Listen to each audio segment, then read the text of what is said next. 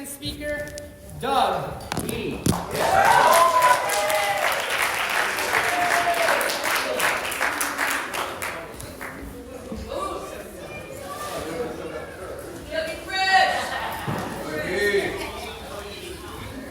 My name's Doug. I'm an addict. Grateful to be live well in the meeting of Narcotics Anonymous. I'm grateful it makes sense today. If you're new, welcome. And if you're coming back, whoever it is you believe in or don't believe in, I'm grateful you made it back alive. Because like it was said earlier, man, people are out there dying at an alarming rate. The disease is not playing any longer. I want to thank, folks that reached out to me and asked me to do this. Not really. I was trying to find something else I should be doing. Actually, I called him yesterday. I've been in bed since Thursday. I don't know what I had, but it had me messed up. And I said, man, I don't think I'm going to make it, but I'll let you know tomorrow, man. See how I feel when I take some medicine, get a couple more days sleep and whatever. And so it worked out. I don't feel too bad. But that's why I've been kind of like standoffish, you know what I mean? Even though I feel like I'm okay, I want to make sure that when you leave here, you feel okay. You know what I mean? So you're going to get about 50%. You know what I mean? So 50% is like, and I look at it like, so it's 50-50. Either you're going to hear something that's going to make some sense, or you're going to hear something that ain't going to make no sense at all. And that's okay. Because one way or not, either I won't have to do this again for a while, or you won't call me back. So, my clean date's 10/19/06.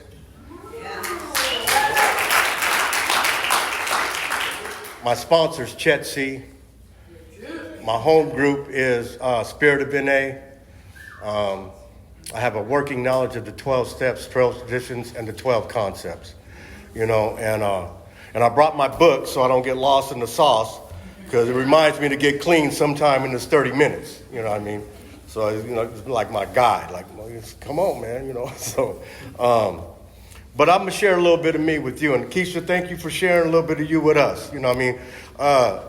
Newsflash, my daughter's name's Keisha. Actually, it's Nakisha, but we call her Keisha. And don't look surprised. You'll figure it out in my story. But anyway, some of you know. So,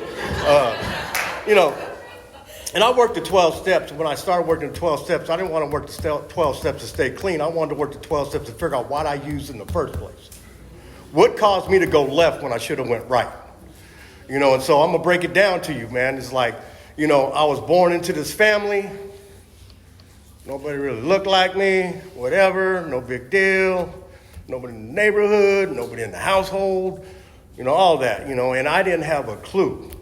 It's amazing when you're a kid, when you're a child, you don't notice none of that stuff. Right.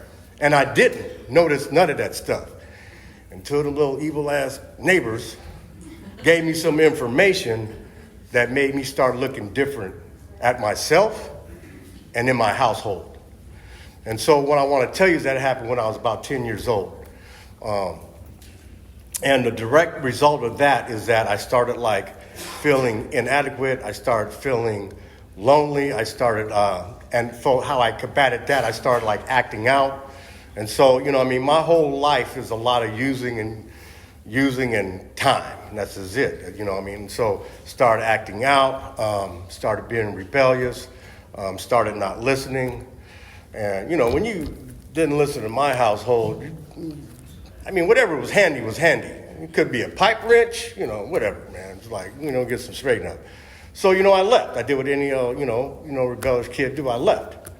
And so what I want to say is that I started looking for outside validation. I started looking for a group of older cats to hang out with, because when they told me that these weren't my sisters, when really they are, and when they told me this wasn't my father, but really he was, because he raised me, gave me his last name, I started gravitating towards other folks, right? And so what I want to say is that whole process, what happened was that I got my first arrest at 12. Oh, actually 11. Burglary at 11. And so since the age of 12 to 39, I've only been able to be out here with you folks for about 27 months. That means I was locked up majority of my life until I got clean. Not only was I locked up, but I was locked up in there. So they locked me up and then locked me up in there. I couldn't even play well with them folks. You know what I mean? And I'll talk a little bit about that. But what I want to say, man, is that like I was like doing all these things. I was trying to like get some like pats on the back. I was trying to get some good boys. I got you, man. I was trying to. So what I was doing, actually, man, I was like that little kid, Mikey. I'll do it. I'll do it. I was doing stuff that I had no business doing, trying to impress you. So in the end, what I found out through step work is I was killing me to impress you. You know, I had lost my identity. You know, and so I went through I went through this phase, and what happened was is like I got this little bit of time. I've always got a little bit of time, and I hit this place, and I got some pat on the backs, because I did some things, and I didn't say some things, and so for that, I got some pat on the backs. You know what I mean? And so for me, man, what happened? I think why that cycle continued to like repeat itself is that there really was no consequences. Really, at the end, it's like I was okay with the cost of doing business. I don't know if you ever been okay. Well, yeah, we addicts. Yeah, we okay. Doing stuff we shouldn't be doing, we don't want to do, doing it one more time, saying we'll never do it again, and all of a sudden do it in 2 minutes. Yeah, so the cost of doing business was okay. For me, it was, man, and because I've been stopped. I've never so if you had the courage to say this ain't working out in your life, man, and you decide to make a decision and stop and maybe go to detox or go to treatment or something like that, my hat's off onto you. I didn't. I had to be stopped. You know what I mean? And for some reason, I was trying to figure out, in these periods when I was stopped, why, when I was on pause, that I would just get out and do the same thing over and over and over again. Some of you might understand this. Sometimes it's not always about the drugs. Sometimes it might be about the lifestyle. I don't know, but I kept doing this. And the disease was tricking me, too. The disease is cunning and baffling. It's insidious. It'll make you believe some stuff that ain't really true. And my disease tried to make me believe that I had it going on. It would make me look at, It would make me look at a whip, a chick, or a lick and make me think I had it going on. It wouldn't allow me to look at that I disowned my family, I abandoned my child, and no one's ever benefited from being around me more than 2 seconds when I'm loaded. Because I'm going to get mine by hook or crook. That's how it is. I know some bad mofos out here, but I was dangerous. Why you think they locked me up for over 20-something years? Wasn't for jaywalking. But anyway, and so this repeated cycle, man, and I thought something might be wrong 10 years into this. Because I told myself, I said, why are you okay being subject to the treatment that you're being subject to? Why is it okay with you? And so, I mean, my history has always been the same, man. That whole history of in and out. And I'm gonna talk about a couple things. And so what I also want to say, if you're new, welcome. If you just celebrated some clean time, congratulations. Congratulations on 18, John. If you're here because you got to sign a paper, check it out. It's a choice. Everybody thinks the courts make you do something. Courts ain't never made me do shit. Ever. They said, we're going to lock you up. We're going to take your good time. I said, come on, run it.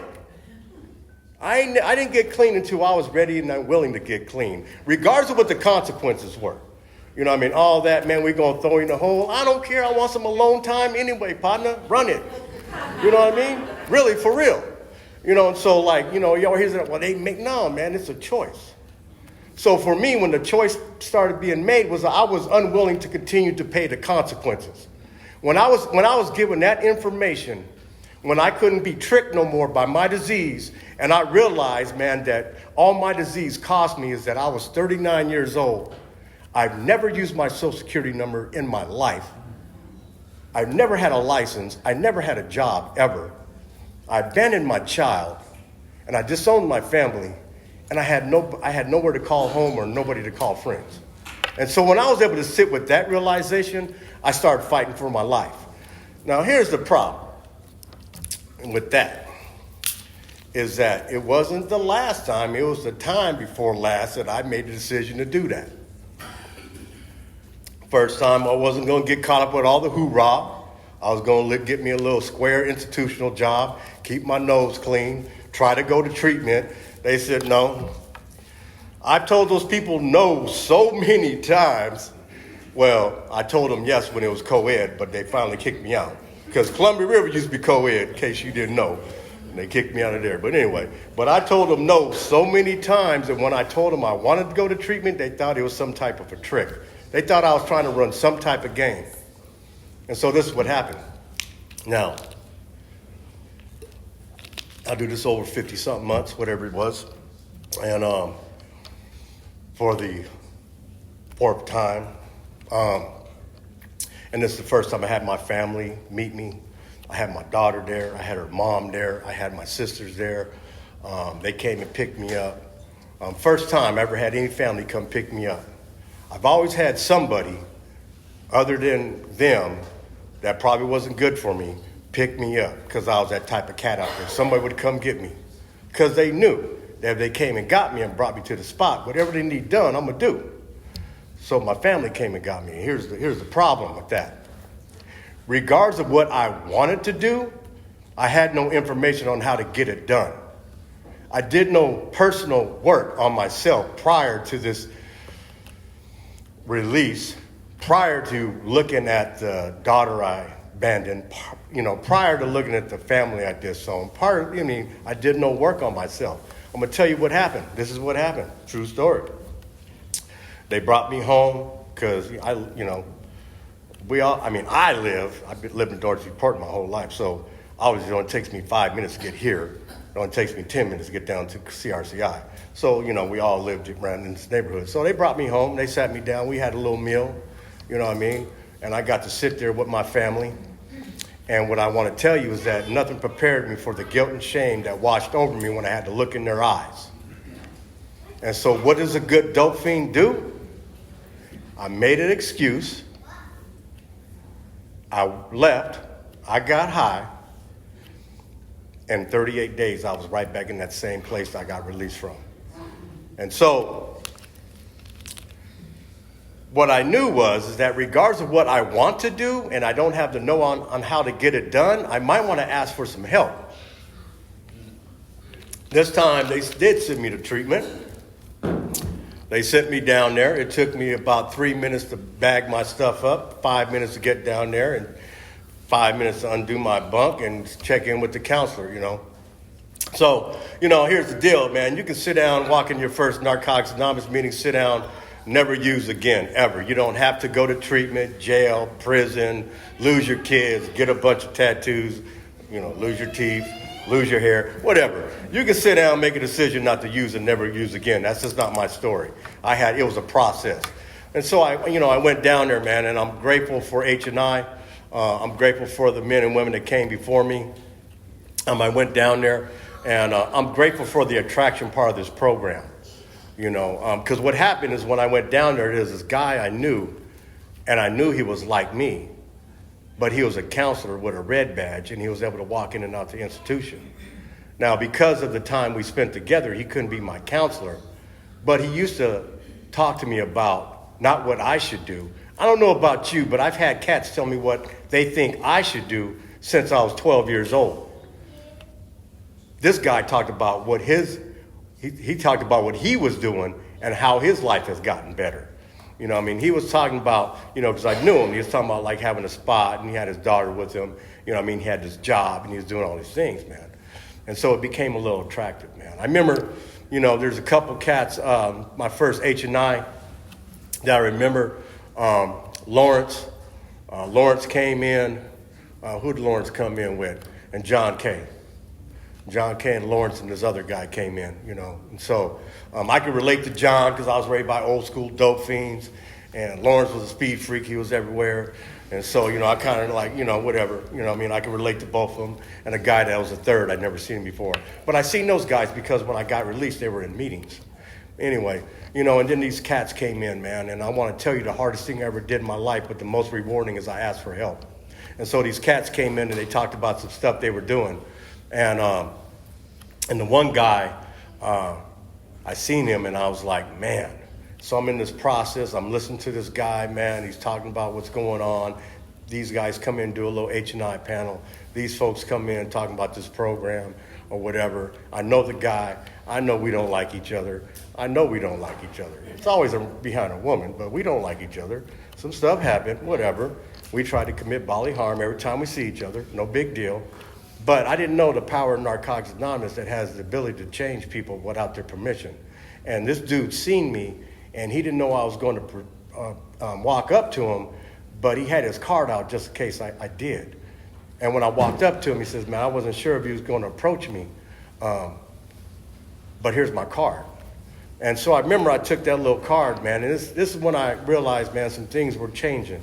As I took his card and I wrote him a letter, and I said, man, I know there's some things you've done to me that I don't appreciate, and I know there's some things I've done to you you don't appreciate, but I see you're in a position to help, and would you please help me? And he did, you know. Regards to all that stuff, because that stuff is done, man. And so, you know, he did, man. I wrote him a letter. He sent some cats to come see me. Said they're going to take me to, because I knew that I was the type of cat that you can't take my whole history and dump me up inside some like enclosed, confined treatment center and send me outside and I'm going to do well. I don't do well. I've never done well. I was still like shocked. Sometimes I wake up and I'm shocked I'm doing as well as I am still. But, you know, I just knew I needed some extra help. Some of us need additional help, extra help. I'm one of them, you know. And so here's another thing, man, is that, you know, when I finished that program and whatever, man, I was getting ready to get out and these people were coming to get me. They were late. Now, I guess one good thing about spending most of your life in prison, everybody knows you. And so when I told the lieutenant, I said, is my ride here? She said, no. I was like, well, I can't go out there. She goes, you want to stay? I was like, I do. Man, it's off Columbia Boulevard, man. I live 15 minutes away. I knew if nobody came and got me and took me to where I was supposed to go, the odds are slim I'm going to make it, man. She goes, well, we don't do this. What we're going to do, we're going to allow you to check out all your stuff, then go to R&D, do all that. You're going to dress out, and you're just going to go back to your bunk, man. And we'll call you when your ride gets there. And they did that for me. I knew, man. I was at that point where I listened to these folks talk about this recovery thing. I listened to this guy that was like me. This guy that, man, shouldn't have helped me is going to help me. And so I knew that if I had any type of chance, I was going to need to leave here and go somewhere where some people were going to assist me in trying to live this life. And so they did, and he did. And he came and got me. He was a little late. Truck broke down, whatever. I don't know. He picked me up late, whatever. You know, and so I started this journey, man. And, you know, I got a sponsor, and I started working the steps. You know, what I want to say is that when I talk about why did I use in the first place, it was because of that issue. And later on, through step work after step work after step work, I figured out why did I continue that behavior once I was a grown adult and knew better. Well, no, because that 12-year-old kid that you got that did all that stuff was running your grown ass. You know what I mean? That's what he was doing. That little kid was running me around doing stuff that he shouldn't have been doing. I was immature. Like my sponsor said, I was a grown man. I was a little kid stuck in a grown man's body. Bottom line, man. And so I did childish stuff on a repeat basis. You know, but they took me down there and I got with this guy, man. And I want to tell you, man, it's like I've never worked the steps around drugs. Ever. I was, you know, in there in treatment for like 11 months, whatever, 12 months. It was the least amount of time I ever did in my life, but it was what I needed at that moment. I've never done that least amount of time, ever. But it was the last time, and it was the final time, and it's what I needed at that moment. I didn't need to go to treatment like the 9 people in front of me in court got to go to treatment with my little Class C felony. Everybody else got all these charges. They got to go to treatment from court. They told me, you want treatment, you'll have to do it in the penitentiary. I said, all right. So I did. But anyway, that's another story. I think my higher power knew that I needed to be sit down long enough to get the taste out of my mouth and get some clarity so I could realize that the disease was tricking me the whole time. So anyway, I get out, man, and I get this sponsor, man. And you know what I want to say is I surrendered. Like, not just out my mouth, but this gut this gut feeling surrender. There's a couple things, I was going like, if it looked like it, tastes like it, smelled like it, I was going to mess with it, man. Anything to do with my old life, I was not going to partake, man. I knew I'm the type of guy, I can't even put my toe in there. If I put my toe on the other side, it's a wrap. I'm an all-for-nothing guy. But since my first round of steps was around women, guy needed some things. He was fresh out of penitentiary, whatever, And also, through the fourth step, I found out that I had some unresolved issues. And actually, I had this feeling of abandonment that really wasn't true, because when I looked at the situation and wrote it out, it was really somebody that was escaping for their life. But I said abandonment because they left me alone.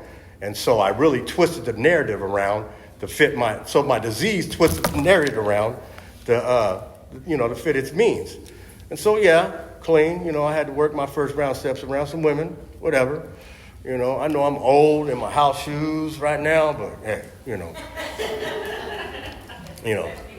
yeah. But here was my disease thinking. The more I had, as many as I could keep, I would never be in a position to be alone again, ever. And then I did that fourth step and found out that was all trash. Made a decision to do something different. And I don't know how that happened, but I wound up married for the last 16 years now. Whatever. This is how it happens, man. Through the process of working the 12 steps. The other round of steps was on my attitude. How I treated people. How I was like money, property, prestige. How gathering possessions. Like, I treated my possessions more than the people that loved me. Why? Because I never had anything that I kept for any amount of time. So when I started gathering things, it became like I was idolizing this stuff, other than the people that care about me. I'm going to read a couple things real quick. That's right. Thank you for letting me give me that one thing. So also, like when I said, if you make it back, I'm grateful that you made it back alive, man. You also, like I said, you never have to use again, even when you want to. And so right here, it says, we have never seen a person who lives in Narcotics Anonymous prone relapse. So I live this program. You know what I mean? I haven't changed anything today than I did back then. Now, the amount may have changed. Like, I got a job, responsibilities. I got some bills. I got some things I got to do. So when I'm in ADFC housing and I ain't got nothing to do and I'm going to 5 meetings a day, that ain't a big deal. Really. You know what I mean? It's really not a big deal. When I got 3 or 4 service positions, I ain't got no job. It's really not a big deal. But even with the life I have today, I have a sponsor. I remain teachable. I continue to work a program with Narcotics Anonymous. I'm in our literature. I got a service position. I sponsor men. I got a home group that I'm there, without a doubt. And so all the basics I got when I got here, I still got those. I'm not going to roll the dice with my life. Maybe I can sit back and be okay. But I know, I got enough information to know it's not going to come at me to get high. It's going to come with some type of behavior, that's going to make me feel a certain way inside that I don't tell nobody about, that I continue to do, that's going to drive me to get high. I'm not going to walk outside and, trip on a busted syringe or a crack pipe and get loaded. No, I'm going to do something out of character. I'm not going to tell nobody. I'm going to continue to do it. I'm going to hide it. I'm going to separate myself. And all of a sudden, whatever it is that I've been doing that gives me, like I got an ease, that puts me at a disease, I'm going to act on it. I'm going to back myself in the corner and get loaded. I can't do the stuff I used to do today with the conscience I have. I got some other stuff to do too. But, so I still do the same things I did when I got here. I just do it a little different,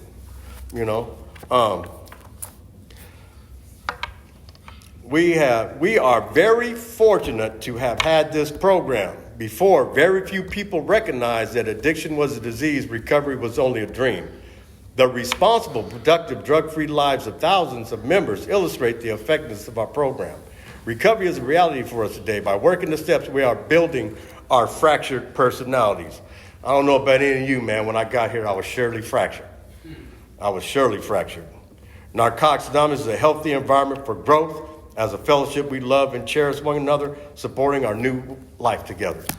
You know, one thing that I don't appreciate about being here right now is I can't get all these hugs. But I'm trying to keep, I'm trying to keep you guys safe, man. But, because when I get around, man, the connection is what kept me here. So, I gotta, I'm doing this stuff, man, and what I want to tell you, man, is that I've been like steady. Like everybody, like one thing about recovery is personalized to the individual, man. And we all get to have our unique story.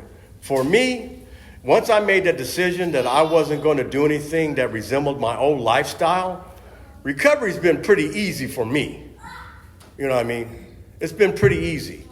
I remember the first, when I got the job for the first time, I had to go get my Social Security card. And the lady was like, dude, she thought I stole somebody's Social Security number.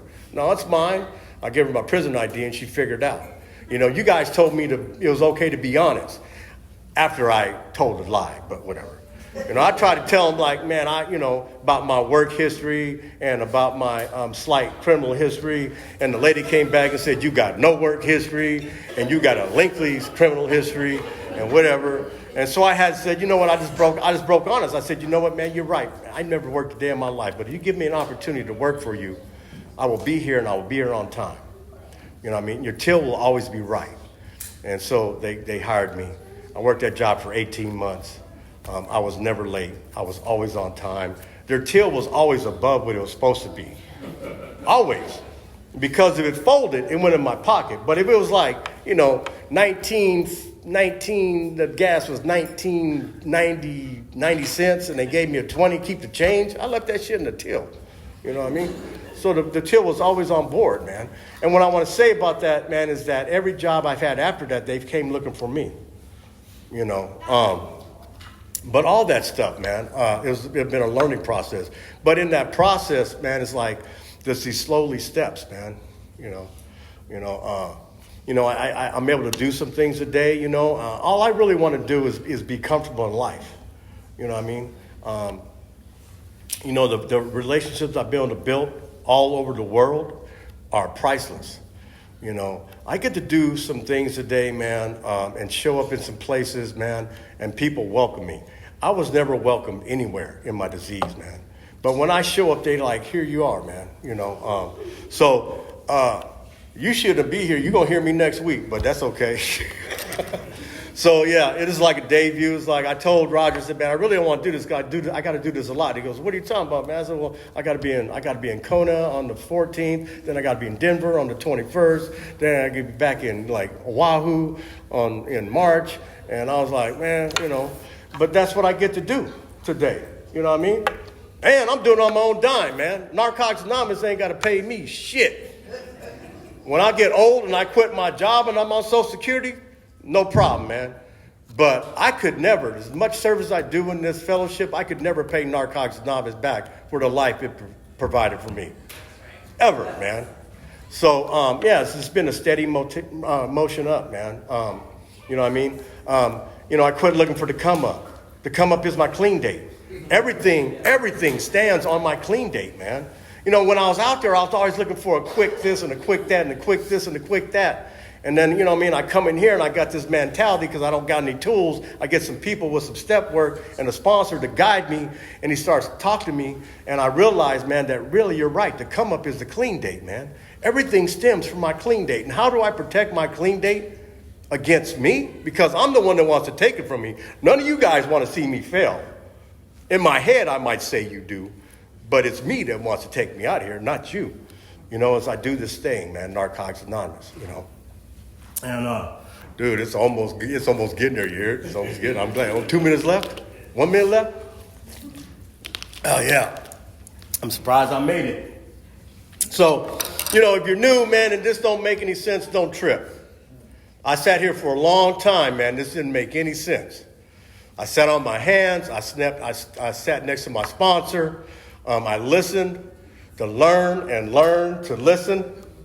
It started a little bit. And I started reading this literature and I started listening. I'll say this, man, it's like I've got some vital information since I've been here. I remember when I had surgery, man, and Keisha was talking about miracles, man. I remember I used to pull in there. Some of y'all remember the 5.0 Mustang I rolled, because I got out. I thought I needed a 5.0 Mustang, and I couldn't even get out my car when they ripped me open and pulled all this stuff out and fixed it and put it back. But they used to help me out of my car, help me in the chair, and bring me coffee. The reason is because I heard these two cats with a lot of clean time come in there for a white key tag behind taking pain medication. And so I didn't take any because I ain't took no pain medication since I've been here. With the information I have now, if that shit would happen today, I'm going to get me a tablet and I'm going to take me some medication, man. That was the worst pain I ever had in my life. And then I didn't realize relaxing of the muscle increases and speeds up the healing process. They forget that part. I said, man, I took them ibuprofen and ice pack, and you guys helped me out of my car and gave me a cup of coffee, and I was miserable. I could have took a couple, man. But, since then, different information, I didn't know no better. I caused myself a lot of pain not knowing any better. Just thinking if it could happen to you, and it could happen to you, it definitely could happen to me. But here's the deal, man. I hope you heard something, man, that you can use. And guess what? There's so many meetings in Portland, man. It's not a problem. But if you're here, and guess what? We stay clean for 2 hours. Yeah. So far, we're winning. My name's Doug. I'm an addict.